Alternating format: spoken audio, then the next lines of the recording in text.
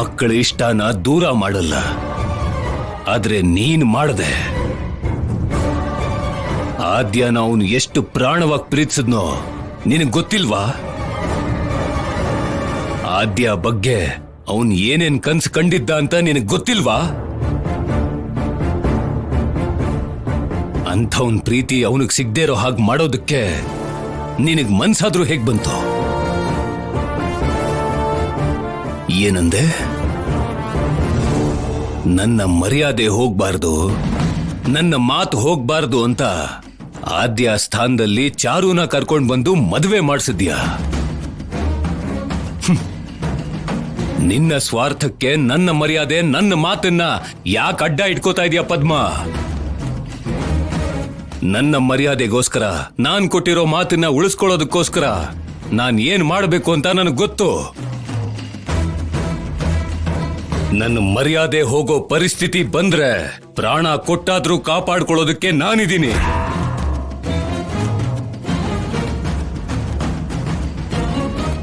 ನನಗೋಸ್ಕರ ಪ್ರಾಣ ಕೊಡೋ ನನ್ನ ತಮ್ಮ ಇದ್ದಾನೆ.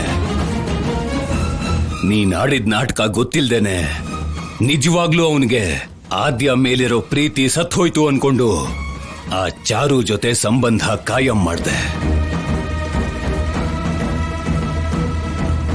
ಅವನು ಸರಿ ಅಂದ, ಆದ್ರೆ ನೀನಾಡಿದ ನಾಟಕ ಗೊತ್ತಾದ ಮೇಲೆ ಅವನ್ ತಪ್ಪನ್ನ ಅವನು ತಿಳ್ಕೊಂಡು ಮತ್ತೆ ಆದ್ಯನೇ ಬೇಕು ಅನ್ಕೊಂಡ.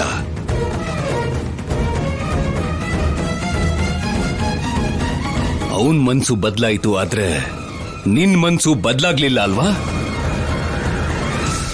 ನಿನ್ನ ದ್ವೇಷಕ್ಕೆ, ನಿನ್ನ ಹಠಕ್ಕೆ ಅವನ್ ಜೀವನ ಏನಾಗೋದ್ರೂ ಪರವಾಗಿಲ್ಲ ಅಂತ ನೀನ್ ಅನ್ಕೊಂಡ್ ಹಾಗೆ ಆದ್ಯನ ಬೇಡ ಅಂದು ಚಾರು ಜೊತೆ ಮದ್ವೆ ಮಾಡಿದ್ವಿ.